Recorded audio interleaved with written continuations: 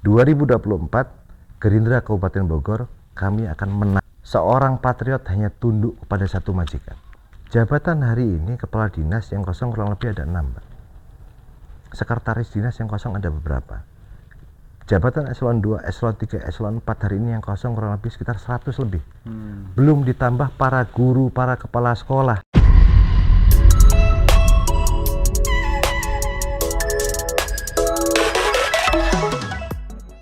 Halo, apa kabar? Stay lagi di podcast Bogor Update, dan kali ini saya ada di Nusantara Polo Club.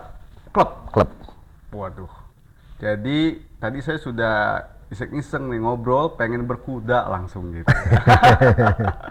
Oke, alhamdulillah kita bersama dengan Ketua DPRD Kabupaten Bogor. Ya, ada Pak Rudi Susmanto. Apa kabar? Alhamdulillah baik, Bang Fadil. Alhamdulillah. Jadi saya manggilnya Bang Rudi aja kali. Oke, siap. Karena dari gayanya udah polo banget ya kan? Asik santai banget. Sibuk apa sekarang gini? Alhamdulillah Ramadan juga aktivitas kegiatan kantor kita masih berjalan, tapi tidak sepadat dengan kegiatan sehari-hari di luar bulan Ramadan. Oke. Jadi masih agak senggang. Padatnya apa aja biasanya yang dilakukan? Kita kalau bulan Ramadan lebih banyak keliling ke beberapa tempat, beberapa wilayah, mengunjungi beberapa pondok pesantren, yayasan yatim piatu. Normal lah, setiap buka puasa kita bertemu dengan teman-teman yang lain. Dan ini momentum buat kita ketemu dengan konstituen lama kita yang kita jarang ketemu. Akhirnya bulan Ramadan kita bisa ketemu, bisa berkumpul bersama-sama. Oke, alhamdulillah. Jadi sambil keliling ke masyarakat, lihat-lihat masyarakat di bulan suci Ramadan ini gitu ya. Oke. Tapi kalau dari kesibukan setiap harinya selain di politik, apa nih Bang Rudi? Jadi memang selain berpolitik, saya ada beberapa kesibukan lain. Memang saya bukan pengusaha, wirausaha. Saya wirausaha sudah berkarir mulai dari 2009 hingga sekarang, cuman kita sekarang memfokuskan ke beberapa usaha. Jadi kita betul-betul bagi waktu antara usaha dengan kegiatan di DPRD Kabupaten Bogor. Oke, bagaimana membagi usahanya itu? Sibuk dong pasti ya. Jadi memang usaha itu akhirnya dulu usaha banyak sebelum saya terjun dalam kontestasi politik 2019. Usaha berbagai macam usaha saya geluti dari mulai saya kuliah, lulus kuliah hingga hari ini. Akhirnya sekarang saya fokuskan hanya ke beberapa usaha, yaitu usaha perikanan dan peternakan. Perikanan dan peternakan. Yang masih ada korelasinya langsung dengan masyarakat. Oke. Ya. Hobinya berarti berkuda dong ya? Hobi selain berkuda, sebenarnya hobi saya lebih usaha saya sejalan dengan hobi saya. Oh, berarti suka perikanan juga ya? Saya suka domba, sapi. Nah, alhamdulillah sekarang bisa berkembang lebih jauh, bisa berbagi dengan masyarakat juga. Oke. Ketua DPRD langsung heboh karena baru muncul tiba-tiba harus jadi ketua DPRD kan gitu ya. Kenapa harus masuk ke dunia politik? Karena kan sudah sibuk juga di entrepreneur lah, katakan seperti itu, Bang. Gimana, Bang? Jadi memang kalau diceritakan sehari nggak akan selesai, Bang. Iya. Jadi saya berangkat, memang saya terlahir dari keluarga yang cukup nggak punya apa-apa dari segi ekonomi, cukup berhayal kalau ingin sesuatu. Jadi orang tua saya itu berkarir dari pangkat paling bawah di TNI, dari Tamtama beliau. Beliau pensiun tahun 2015, pangkat terakhir pembantu letnan 1, jabatannya Babinsa. Jadi kalau hari ini masyarakat bisa menilai kehidupan keluarga Babinsa, tidak ada namanya dekat-dekat dengan kemewahan, jauh dari kemewahan. Nah, akhirnya pada saat saya lulus kuliah tahun 2007, saya bekerja di salah satu perusahaan asing milik Amerika, anak perusahaan NASA, dan di tahun 2007 itu saya proses perjalanan saya akhirnya bisa bertemu dengan Pak Prabowo Subianto, bergabung dengan beliau di tahun 2007, dan alhamdulillah saya pun tinggal satu rumah dengan Pak Prabowo dari tahun 2007 hingga 2009. Tinggal satu rumah? Tinggal satu rumah dengan beliau. Jadi mendampingi beliau keliling ke Indonesia, safari politik 2009, dan pada saat saya bergabung dengan beliau, Partai Gerakan Indonesia Raya belum berdiri. Belum ada Partai Gerindra. Saya membantu di beberapa perusahaan beliau, dan kebetulan saya dipercaya jadi asisten pribadi beliau pada saat itu. Di tahun 2009, 2008 Partai Gerindra berdiri, saya pun masih mendampingi beliau. 2009 kita kontestasi Pilpres, lalu 2014 Pak Prabowo terjun kembali ke Pilpres. Di situ niatan saya terjun ke politik pun belum ada. Tapi di 2019, karena saya menganggap ini adalah momentum terakhir pada saat kemarin. Momentum terakhir Pilpres Pak Prabowo ini adalah kesempatan terakhir. Kami melihat di 2019 kemarin. Tapi kan dinamika politiknya berubah. Nah, pada saat 2019 kami pun belum berhasil perjuangannya, dan Pak Prabowo pun mengambil sebuah langkah-langkah yang lain, dan 2019 pada saat saya terjun ke politik di Kabupaten Bogor, alhamdulillah masyarakat memberikan mandat kepada Partai Gerakan Indonesia Raya. Partai Gerindranya menang pemilu di Kabupaten Bogor. Betul. Dan yang menentukan siapa yang menjadi ketua DPRD adalah partai pemenang pemilu. Nah, kebetulan Partai Gerindra memberikan amanah, memberikan tugas, memberikan mandat kepada saya sebagai ketua DPRD Kabupaten Bogor. Nah, tentu ini memang hal yang baru buat saya. Selama ini dari tahun 2007 hingga 2019 Pak Prabowo berkeliling mengajak saya bertemu dengan beberapa tokoh-tokoh partai, tokoh-tokoh nasional, tapi terjun dalam politik aktif, politik praktis ini baru pertama. Jadi dorongan atau memang niat untuk masuk ke politik? Kalau dorongan niat, tidak ada niatan sedikit pun pada saat itu. Sampai Pak Prabowo 2009, 2014, Ruth, kamu harus terjun ke politik. Anak-anak muda harus terjun ke politik. Izin, Pak. Saya lebih baik mendampingi Bapak saja. Saya mendampingi Bapak, saya bantu beberapa perusahaan milik beliau juga. Tapi karena 2019 kita melihat Pak Prabowo itu kalau di kami menganggap bukan ini sebagai ketua umum partai. Tapi kami anggap beliau itu sebagai orang tua, kita menganggap sebagai bapak kami. Jadi pada saat bapak kami berjuang dalam kontestasi Pilpres yang terakhir di 2019, dan kami sangat yakin pada saat itu Prabowo pasti menang. Tapi kita pun harus bersiap bahwa segala sesuatu manusia wajib berusaha, berupaya, tapi Allah yang menentukan. Iya, tapi kalau di Kabupaten Bogor menang kan? Nah, pada saat di Kabupaten Bogor menang, maka Gerindra menunjuk saya sebagai ketua DPRD. Jadi saya sebagai ketua DPRD ibarat kursi di politik di DPRD Kabupaten Bogor maupun DPR RI, kursi itu kakinya ada 4. Jadi suara kita secara pribadi pun tidak bisa memenuhi BPP satu kursi. Jadi contoh BPP-nya 45.000 suara. Suara saya pribadi hanya 22.000. Nah, sisa suaranya dari mana? Ya? Ditunjang oleh suara partai. Dan pada baru muncul langsung jadi ketua DPRD. Ya. Apa rasanya, Bang? Dan ini bukan menjadi, walaupun pengalaman pertama di politik, tapi memang Pak Prabowo itu banyak memberikan saya sebuah tantangan dari dulu. Di usia 25 tahun, Pak Prabowo sudah memberikan kepercayaan, memberikan tugas kepada saya untuk memimpin beberapa perusahaan besar. Salah satunya perusahaan yang hari ini kita duduk bersama di sini, Nusantara Polo Club. Di usia belum 25 tahun, saya ditunjuk jadi GM untuk mengoperasikan perusahaan ini. Pada saat mengoperasikan perusahaan ini, tantangan besar buat saya, usia baru 20 tahun sekian, berhadapan dengan karyawan yang usianya 40-50 tahun. Nah, hari ini pada saat saya jadi ketua DPRD Kabupaten Bogor, Pak Prabowo berpesan cuma satu. Pertama, jangan coba-coba kamu korupsi. Itu ngomong bukan sekedar ngomong, kerah baju kita ditarik, Pak. Ditarik gitu? Tarik. Pada saat, Pak, saya izin, besok saya dilantik. Arahan petunjuk, Pak.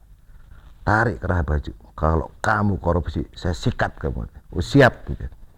Itu pesan pertama Pak Prabowo Subianto. Yang kedua, belajarlah secara langsung dengan masyarakat. Saat niatmu baik, kamu tidak punya kepentingan pribadi yang terlalu kuat, saya yakin jalannya pasti ketemu. Hari ini pada saat saya memimpin DPRD Kabupaten Bogor, tokoh-tokoh politik lama banyak. Tokoh-tokoh yang jadi anggota DPRD 1 periode, 2 periode, 3 periode pun ada di DPRD Kabupaten Bogor. Tapi pada saat kita punya niatan baik, niatan tulus membangun Kabupaten Bogor bersama-sama, tidak punya kepentingan pribadi, insya Allah duduk kita akan nyaman. Oke, banyak para senior-senior yang sudah duduk beberapa kali. Ini pasti ingin menjadi ketua DPRD saat itu juga. Ketua Rudi baru muncul langsung jadi ketua DPRD. Bagaimana waktu di DPRD-nya itu? Gesekannya seperti apa, Bang Rudi? Ya, bukan gesekan sebenarnya, dinamika politik. Dinamika. Tapi pada saat saya masuk DPRD Kabupaten Bogor, kita orang timur. Akhirnya saya sowan ke beberapa tokoh. Hmm. Yang saya sowanin pertama adalah mantan-mantan ketua DPRD yang sudah pernah menjabat di DPRD Kabupaten Bogor. Saya sowan ke Pak Ade Ruhandi, Pak Jarwo Ade, Pak Ilham Permana, Pak Rahmat Yasin, lalu ada beberapa tokoh-tokoh yang lain, Haji Hanafi. Haji Hanafi hari ini pun beliau mantan ketua DPRD yang sekarang jadi anggota DPRD Kabupaten Bogor. Nah, buat kami, saya pun datang, saya sowan, saya minta arahan petunjuk. Saya hari ini jadi ketua DPRD, bukan ketua DPRD yang pertama. Saya melanjutkan program-program Bapak. Kita lanjutkan bersama-sama. Alhamdulillah hari ini akhirnya dengan beberapa tokoh politik yang ada, mantan beberapa pimpinan DPRD, saya berkomunikasi, berhubungan. Oke. Artinya banyak berkunjung dan meminta nasihat lah ya. Ya, gitu. kita Luar junior. biasa. Walaupun junior, tentu siapapun yang pernah memimpin Kabupaten Bogor, banyak hal positif yang pernah ditorehkan buat Kabupaten Bogor. Oke. Tapi ada beberapa program juga yang tentu harus kita evaluasi bersama-sama untuk Bogor lebih baik ke depan. Oke. Banyak yang pertanyaan nih oleh masyarakat hari ini. Rudi Susmanto mau kemana di sini? Ya. Apakah maju ke Provinsi Jabar atau ke DPR RI? Atau fix maju dalam Pilkada Bogor 2024? Nah, ini pertanyaan besar. Tetapi kita tahu bahwa ada ketua DPC juga di sini yang hari ini masih menduduki PLT. Betul. Nah, Rudi atau Iwan? Ya. Jadi kalau saya tetap pegang teguh prinsip hidup saya. Jadi kami dilahirkan di Padepokan Garuda Aksa di Hambalang. Pimpinan kami bukan hanya Pak Prabowo, yang lain menjadi pegangan buat kami bersama-sama bahwa seorang patriot hanya tunduk kepada satu majikan. Kalau bicara kepentingan partai, majikan saya Pak Prabowo Subianto. Dan Pak Prabowo pun punya majikan. Majikan Pak Prabowo siapa? Masyarakat Indonesia. Jadi pada saat hari ini bicara kepentingan partai, kepentingan ke depan, Rudi Susmanto mau kemana? Jadi dari awal kami sampaikan bahwa siapapun yang menjadi pemimpinmu, hormati, patuhi. Jadi kami, fraksi Partai Gerindra di Kabupaten Bogor dari awal menyampaikan bahwa kita punya pimpinan partai di Kabupaten Bogor. Pimpinan partai kita hari ini menduduki jabatan sebagai PLT Bupati Bogor. Dan tentu kita pun mendorong bersama-sama. Pada saat kita bicara kontestasi Pilkada 2024, yang kita dorong hari ini adalah ketua partai kami dulu, Haji Iwan Setiawan. Tetapi nanti apapun kebijakan partai, apapun keputusan partai, itu akan kami taati, akan kami patuhi, akan kami laksanakan. Karena kami sangat bersyukur hari ini, partai kami memiliki ketua umum, sekaligus pendiri, sekaligus ketua Dewan Pembina, yang bisa saya jamin betul-betul hatinya merah putih, dadanya Garuda, punggungnya Ibu Pertiwi, Pak Prabowo Subianto. Jadi pada saat hari ini kita sami nawa atau ana dengan ketua umum partai kami, dengan Pak Prabowo Subianto, kami Partai Gerindra bukan partai yang kekurangan kader. Kader-kader potensial kami banyak. Kalau bicara Pilkada Kabupaten Bogor, di Kabupaten Bogor sendiri ada Haji Iwan Setiawan. Ada beberapa tokoh-tokoh lain. Di provinsi pun kita punya beberapa tokoh-tokoh yang siap terjun dalam kontestasi Pilkada 2024. Di tokoh pusat pun kita banyak. Jadi hari ini seluruh kader Partai Gerindra bisa ditanya, prinsipnya ada satu. Siapapun yang diputuskan oleh partai, walaupun kita punya skenario apa, kita dorong Haji Iwan Setiawan. Tapi apapun nanti yang diputuskan partai, kita akan mendukung siapapun itu. Jadi kalaupun yang didukung ternyata Bang Fadil yang harus maju dalam Pilkada didukung Gerindra, saya samina wa ta'na, abang akan saya dukung. Oke. Siap saja siapapun yang dipilih oleh partai. Siapapun yang dipilih oleh partai. Walaupun hari ini katakan disebutkan tetap ketua DPC yang harus maju. Itu yang kami kehendaki, yang kami inginkan dari rekan-rekan fraksi Gerindra, yang kami inginkan dari rekan-rekan DPC Partai Gerindra Kabupaten Bogor, kita mendukung Haji Iwan Setiawan bersama-sama. Tetapi nanti ternyata kalau partai punya keputusan lain, partai punya pertimbangan lain, siapapun itu. Tapi kalau Rudi Susmanto siap tidak jika diinginkan oleh masyarakat, Tadi, bahwa juga diinginkan oleh partai maju dalam Pilkada 2024? jadi saya pun menyampaikan dari awal, seorang patriot hanya tunduk kepada satu majikan. Pada saat Ketua Umum kami, Pak Prabowo Subianto, menginstruksikan, memerintahkan, kita berangkat berjuang. Oke. Intinya siap? Siap. Oh, siap, itu yang penting. Oke, kita bicara konstelasi politik Ya. nih, misalkan di Kabupaten Bogor lah saja begitu ya, bahwa beberapa partai sudah banyak yang mencalonkan atau kita lihat bak calon, banyak spanduk-spanduk, billboard gitu. Kapan Gerindra untuk memulai hal tersebut? Kalau kami Partai Gerindra, yang utama hari ini, apalah artinya Rudi Susmanto hanya jadi Ketua DPRD Kabupaten Bogor? Apalah artinya Iwan Setiawan hanya jadi PLT Bupati Bogor? Kalau bicara kepentingan partai yang lebih besar ya, Rudi Susmanto jadi Ketua DPRD Kabupaten Bogor, Iwan Setiawan jadi PLT Bupati Bogor, fokusnya membangun Indonesia hanya Kabupaten Bogor. Maka fokus kami hari ini yang utama adalah Pilpres dulu, 14 Februari 2024. Pada saat Pak Prabowo diberikan amanah, diberikan mandat, dan perjuangan kami berhasil, Pak Prabowo jadi Presiden 2024, maka yang disejahterakan adalah masyarakat Indonesia dari Sabang sampai Merauke. Kalau hari ini bicara kepentingan pilkada terlalu jauh, tiket untuk berangkat pilkada adalah hasil pemilu legislatif 2024. Ya. Maka tujuan kami adalah menangkan Prabowo-nya dulu, menangkan legislatifnya dulu, dan kami sudah punya beberapa skenario, punya beberapa langkah, dan kami yakin 2024 Gerindra Kabupaten Bogor kami akan menang kembali. Menang kembali. Menang Nah, kita kembali. pengalaman, makanya saya Ya. mau sebutkan bahwa 2019 katakan menang. Ya. Dan itu mempengaruhi sekali pileg maupun Ya. pilkadanya. Sehingga memang akhirnya jadi wakil waktu Ya. kemarin itu kan gitu. Konstelasi sekarang ini bagaimana di nasional? Terus rasa-rasanya gitu setelah mungkin melakukan survei dan lain hal di Kabupaten Bogor sejauh ini seperti apa, Bang? Ya, jadi betul-betul kita melihat memang konstelasi pusat ke bawah.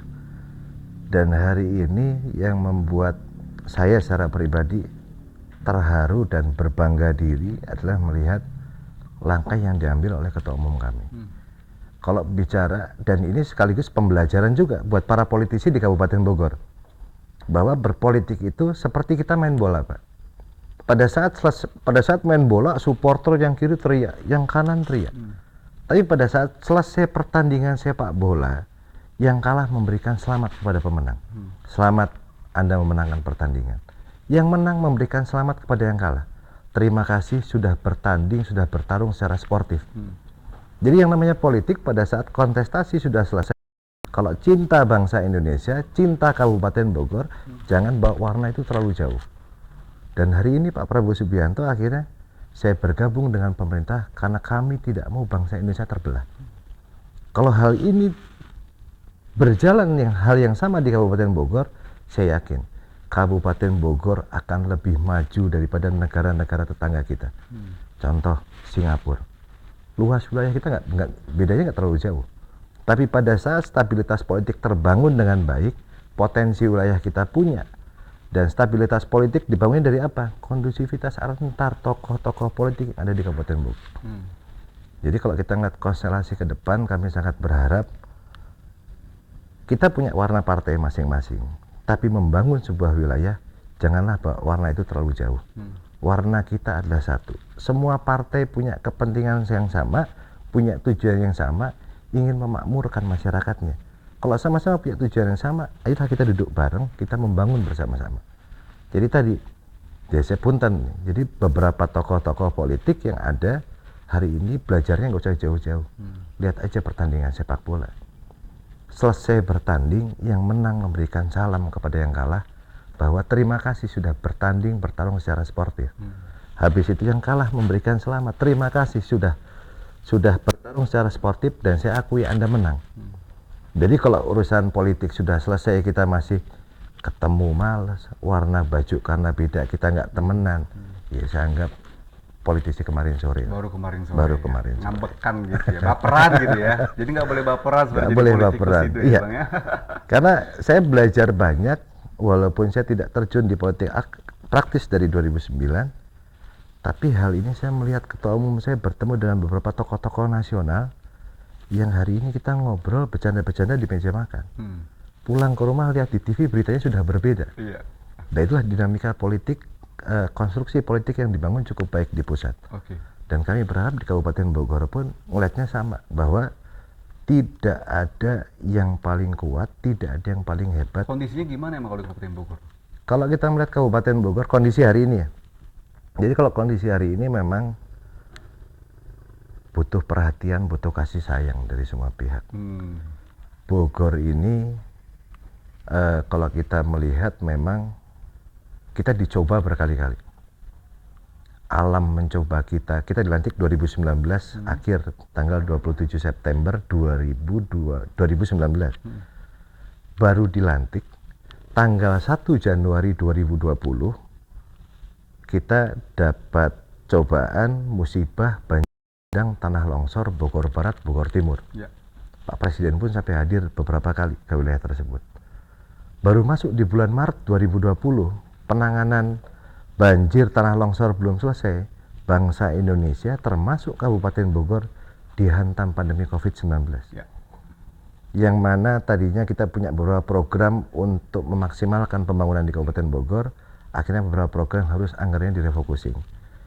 Pada saat kita memasuki tahun 2022, mau memasuki masa new normal, yang harusnya kita sama-sama ngebut mengejar ketertinggalan dari sisi ekonomi, sosial, dan lain sebagainya. Bulan Maret 2022, Kabupaten Bogor kembali dicoba. Kepala daerah tersangkut permasalahan hukum dengan Komisi Pemberantasan Korupsi. Jadi dari kami dilantik sampai hari ini cobaannya nggak selesai. Jadi pada saat cobaan ini berarti kan menjadi sebuah tantangan kita bersama. Hari ini siapa yang sayang dengan Bogor, siapa yang cinta dengan Bogor, ingin membangun Kabupaten Bogor bersama-sama, ayo kita duduk bareng-bareng. Oke, jadi apa yang harus dilakukan ke depan untuk Kabupaten Bogor lebih baik lagi ke depan, Pak? Nah, Butuh sosok yang seperti apa, Bang Rudi? sebenarnya sosoknya yang satu. Butuh sosok pemimpin Kabupaten Bogor itu yang sayang, yang cinta terhadap Kabupaten Bogor pakai hati. Bukan hanya pakai pikiran, tapi pakai hati. Karena pada saat membangun Bogor menggunakan hati, maka kita akan merasakan kesejukan di masyarakatnya. Dan hari ini pun pada saat tahun 2023, mau memasuki tahun 2024, kita sampai dengan bulan April 2023, kita dipimpin oleh seorang pelaksana tugas, PLT Bupati. PLT Bupati maupun Bupati definitif berdasarkan ketentuan peraturan perundang-undangan, 6 bulan sebelum akhir masa jabatan tidak boleh mengambil kebijakan yang strategis. Ya. Berarti berakhir kapan? Bulan Juni besok, Pak. Ya. Pada saat bulan Juni besok berakhir, maka nanti di tanggal 1 Januari 2024 hingga April 2025, Kabupaten Bogor akan dipimpin oleh seorang kepala daerah, yaitu PJ Bupati. Ya. PJ Bupati tidak dipimpin, tidak dipilih, tidak diberikan mandat langsung oleh masyarakat Kabupaten Bogor. Yang memberikan mandat, memberikan tugas adalah Kementerian Dalam Negeri. Ya. Loh, ini kan menjadi tantangan berat lagi buat kami, tantangan besar lagi buat kami. Kami kemarin terseok-seok, selesai bencana alam, pandemi COVID, OTT Bupati, lalu sekarang kita memasuki tahap baru, yaitu PJ Bupati. Nah, berarti kan ini butuh perhatian, butuh dukungan dari semua pihak, terutama hari ini para pemangku kebijakan di Kabupaten Bogor, para tokoh-tokoh politik, tokoh masyarakat, tokoh ulama, tokoh agama. Cukupkan, kita jangan sampai terbelah. Kita Artinya harus PR-nya bersama-sama. banyak dong nanti ya. Untuk Bupati 2024 Ya. pastinya PR-nya banyak banget gitu loh ya. Sangat banyak. Karena kalau bicara rencana pembangunan jangka menengah daerah, visi misi kepala daerah Ade Hasin Iwan Setiawan harus selesai di akhir tahun 2023. Ya. Tanggal 1 Januari 2024, Kabupaten Bogor tanpa visi dan misi kepala daerah. Kenapa tanpa visi dan misi kepala daerah? Diisi oleh PJ Bupati. PJ Bupati hanya melaksanakan rencana kerja perangkat daerah yang hari ini disusun. DPRD Kabupaten Bogor pun sudah memberikan saran, memberikan masukan dalam penyusunan rencana kerja perangkat daerah. Kalau sampai tidak masuk dalam RKPD 2024, maka PJ Bupati tidak bisa melaksanakan program-program tersebut. Karena PJ Bupati tanpa visi dan misi kepala daerah. Oke, artinya masyarakat harus benar-benar ikut peran serta juga dengan kondisi yang terjadi di Kabupaten Bogor hari ini kan gitu ya, Bang. Dan yang punya peranan lebih besar sebenarnya satu, media hari ini. Saya yakin media di Kabupaten Bogor punya rasa yang sama. Memiliki rasa sayang, rasa cinta terhadap Kabupaten Bogor.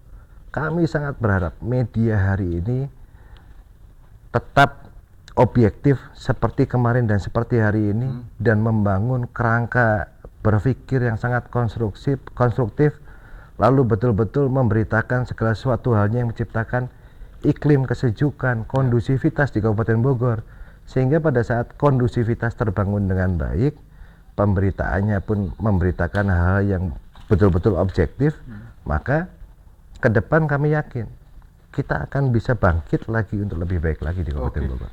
Apa yang harus dilakukan ke depan untuk calon pemimpin kita? Awalnya apa untuk memulai dengan segala kondisi yang tadi diceritakan oleh Bang Rudi, dengan kondisi yang memang perpolitikan juga kemarin sempat terguncang di Kabupaten Bogor, ekonomi juga kemarin sempat terguncang, bencana juga kemarin kita baru terlepas gitu ya. Jadi apa nanti ke depan kira-kira yang harus segera dilakukan untuk Kabupaten Bogor ke depan, Bang? Jadi yang pertama, kita sangat membutuhkan pemimpin hari ini yang bisa merajut kebersamaan dari semua elemen yang ada di Kabupaten Bogor. Bicara Kabupaten Bogor, 40 kecamatan, 416 desa, lalu 17-19 kelurahan. Ini memang tantangan yang cukup besar. Kita masuk wilayah Cibinong, Bogor, Provinsi Jawa Barat, yang namanya Jawa Barat disebutnya Sunda. Tapi masuk di Kecamatan Cibinong, masyarakatnya udah sangat urban. Semua suku ada. Masuk ke Bojonggede sama. Tapi kita masuk ke wilayah Bogor Barat perbatasan dengan Lebak, adat budaya Sunda yang masih sangat kental. Masuk ke wilayah timur, adat budaya Sunda masih sangat kental. Masuk ke wilayah selatan, tokoh-tokoh ulama, tokoh agama yang sangat luar biasa banyak tinggal di sana. Jadi hari ini butuh sosok seorang tokoh pertama dapat merajut kebersamaan. Semua elemen harus bisa tertarik. Lalu yang kedua, kami sangat berharap pemimpin Kabupaten Bogor ke depan adalah pemimpin yang punya konsep. Bukan inginnya dia, tapi betul-betul sebuah konsep, keinginan masyarakat yang bisa diimplementasikan dalam rencana program-program pembangunan ke depan pada saat beliau nanti memimpin. Karena hari ini pertanyaannya paling sederhana. Apa potensi Kabupaten Bogor? Semua orang pasti akan menjawab banyak potensinya. Betul. Tapi tidak pernah ada yang ngomong apa sih potensi Kabupaten Bogor? Jangan cuma ngomong Talas ya. Betul. Tapi hari ini kalau kita melihat potensi Kabupaten Bogor, kita punya tagline namanya The City of Sport and Tourism. Betul. Kota olahraga, kota pariwisata. Mana olahraganya? Potensi pariwisata kita banyak. Sejauh mana kita mengelolanya? Sejauh mana keberpihakan anggaran pendapatan belanja daerah tiap tahun yang mensupport kegiatan olahraga dan kegiatan pariwisata. Jangan hanya bikin sebuah jargon, tapi implementasi pelaksanaan programnya tidak sejalan. Tagline-nya ke kiri, anggarannya ke kiri. Karena apa? Kan tadi ngomong, The City of Sport and Tourism, kota olahraga, kota pariwisata. Tapi dari postur APBD sendiri, berapa persen menunjang untuk olahraga dan pariwisata? Anggarannya ke kiri, programnya ke kanan. Iya. Itu kan cukup menarik buat saya. Oke. Loh, ini arahnya mau kemana? Ini kayak kritikan ketua DPRD kayaknya. Nah, sekarang kami membangun kritik itu tidak perlu membangun di belakang. Ya. Jadi kalau saya sudah bicara di media, ini mohon maaf. Saya selalu menyampaikan kritik secara langsung, secara lisan. Secara lisan sudah, belum ada tindak lanjut, maka secara kelembagaan bersurat memberikan rekomendasi. Memberikan rekomendasi sudah, belum ada respon juga, nah baru saya ngobrol di media. Iya. Terang-terangan lah ya. Jadi rekan-rekan media, kok minta statement saya sulit. Oh berarti saya masih melalui mekanisme 2 tahapan tadi. Lisan dulu, lisan sudah, nggak ada respon, maka rekomendasi resmi. Rekomendasi resmi juga tidak ada respon. Nah baru kita ngomong di media. Oke, kayaknya lebih banyak ngomong di media kayaknya nih Bang ya. Apakah ada respon kayaknya ini pemerintah ini agak sulit kayaknya ya? Itulah tadi, kami pun hari ini sebetulnya bicara Kabupaten Bogor sendiri, kami masih cukup optimis Kabupaten Bogor ke depan akan bangkit lebih baik lagi. Tapi dalam kondisi hari ini, mohon maaf, kami pun mengkritisi pemerintah daerah hari ini adalah menunjukkan bahwa amanah dari pimpinan kami, bahwa partai kami, kalau baik harus diapresiasi. Kalau memang kurang baik harus kita evaluasi bersama-sama. Jadi saya pun memberikan saran, memberikan masukan kepada pemerintah daerah hari ini, walaupun dipimpin oleh PLT Bupati Bogor, kami memberikan saran masukan yang konstruktif. Contoh hari ini kami sangat berpesan kepada PLT Bupati Bogor, tinggalkanlah legacy, tinggalkan warisan yang baik untuk penerus-penerus kamu nanti. Jangan memberikan PR yang terlalu berat, jangan memberikan warisan sebuah masalah. Tapi berikanlah legacy yang terbaik. Legacy yang terbaik hari ini adalah apa? Tempatkan sumber daya manusia ASN yang terbaik sesuai dengan tugas pokok dan fungsi di masing-masing SKPD-nya. Kalau ngisi SDM saja di masing-masing SKPD hari ini masih agak kesulitan. Bagaimana kita bicara program ke depan? Kemarin kayaknya ada tuh statement yang muncul di beberapa media itu ya. Ya, kami memberikan saran masukan kepada pemerintah daerah segera mengisi kekosongan jabatan hari ini. Jabatan hari ini kepala dinas yang kosong kurang lebih ada 6, Pak. Sekretaris dinas yang kosong ada beberapa. Jabatan eselon 2, eselon 3, eselon 4 hari ini yang kosong kurang lebih sekitar 100 lebih. Belum ditambah para guru, para kepala sekolah. Nah, itu mempengaruhi kinerja pelayanan kepada masyarakat. Sangat berpengaruh. Kenapa saya menyampaikan sangat berpengaruh? Kebijakan-kebijakan di masing-masing SKPD itu diambil oleh pimpinan-pimpinan SKPD-nya. Ya. Pada saat jabatan-jabatan kosong tadi, dan saya sangat yakin ASN kita kurang lebih ada 18.000 ASN di Kabupaten Bogor. Apakah tidak ada ASN kita yang berpotensi? Ini kan menjadi sebuah tanda tanya. Ya. Karena kami sangat yakin ASN kami sangat banyak yang berpotensi, tapi hari ini belum mendapatkan kesempatan untuk menduduki jabatan-jabatan Pertanyaannya tersebut. akhirnya kurangnya potensi yang ada di Kabupaten Bogor atau tidak mau mencari potensi-potensi tersebut. Jadi kita melihatnya hari ini gini, jangan selalu beralasan bahwa ya karena kita kan masih PLT. Jadi kebijakan yang kita ambil harus melalui mekanisme perizinan ke provinsi dan Kemendagri. Kita ini pemerintahan, Pak. Pemerintahan itu sebuah lembaga birokrasi resmi yang mana tataran pejabat-pejabatnya sudah terisi semua. Ya. Contoh hal kecil saja. Pada saat kemarin mungkin agak sedikit ribut terkait anggaran dana desa. Kami menetapkan APBD tahun 2022 di tanggal 30 November 2022 untuk menetapkan APBD 2023. Seharusnya tiap-tiap SKPD sudah tahu kita dipimpin PLT. Maka tataran administrasi tempuh lebih awal. Ya. Terkait peraturan bupati anggaran dana desa diproses dari mulai bulan Desember masuk bulan Januari provinsi Kemendagri. Kemendagri pasti akan langsung menyetujui. Apa yang terjadi kalau ADD saja baru diproses tanggal 17 Maret? Yang terlambat Kemendagri atau provinsi. Ini akan ada polemik permasalahan baru sebentar lagi. Permasalahan bukan cuma ADD. Setelah ADD ada namanya bantuan keuangan infrastruktur desa. Sudah sejauh mana peraturan bupati yang ditempuh? Oke, tapi dari DPRD sudah melakukan tekanan-tekanan dong ya agar segera melakukan ini. Surat resmi sudah kami kirimkan dari mulai akhir tahun 2022. Langkah tadi sudah dilakukan ya? Sudah dilakukan, makanya sekarang saya ngomongnya di Di media. media. Ya. Kenapa saya harus ngomong di media? Karena dampaknya di masyarakat. Ya, pastinya. supaya hal ini kami bukan membuka keburukan. Yang namanya sebuah perjalanan apapun tidak selamanya kita bisa membahagiakan semua orang. Ya. Tapi tentunya hari ini pada saat kita menyampaikan kepada pemerintah daerah, memberikan saran, memberikan masukan yang konstruktif, dan mohon kami didukung bersama-sama. Oke, ini artinya beberapa hal yang sedang ramai di Kabupaten Bogor lah, katakan seperti itu tadi ya. Bentar lagi akan ramai lagi, BHPRD kapan cair katanya. Bentar lagi akan ramai lagi, bantuan keuangan infrastruktur desa. Jargonnya di masa kepemimpinan Bu Ade Yasin dengan Haji Iwan namanya Samisade. Kami teriak dari awal, kalau bisa yang namanya bantuan keuangan infrastruktur desa, di perbubnya diatur setahun dibayarkan 2 kali, 2 semester. Kalau dibayarkan 2 kali, segerakan semester 1 dibayarkan di awal tahun. Supaya infrastruktur terbangun, masyarakat bisa menikmati. Ini sudah masuk bulan 4 loh. Ini perbubnya belum kelihatan. Oke, berarti kalau gitu nanti kita tagih deh ya. Tadi kita harus ada podcast lagi, nanti kita tagih dia janjinya gitu ya Bang ya. Apa yang tadi PRD sampaikan gitu ya. Baik, menurut kira-kira apa yang mungkin ingin disampaikan kepada masyarakat Kabupaten Bogor di momentum Ramadan? Nah, sebelum menyampaikan itu, kami pun mengingatkan kembali kepada pemerintah daerah. Hari ini kami karena bicaranya dari DPRD punya fungsi namanya fungsi budgeting. Ya. Jadi kami dari 2020 yang namanya pembahasan APBD itu kan kita hanya menerima draft dari pemerintah daerah. Programnya apa, anggarannya yang ada sekian, terus kita selalu ada defisitnya sekian. Betul.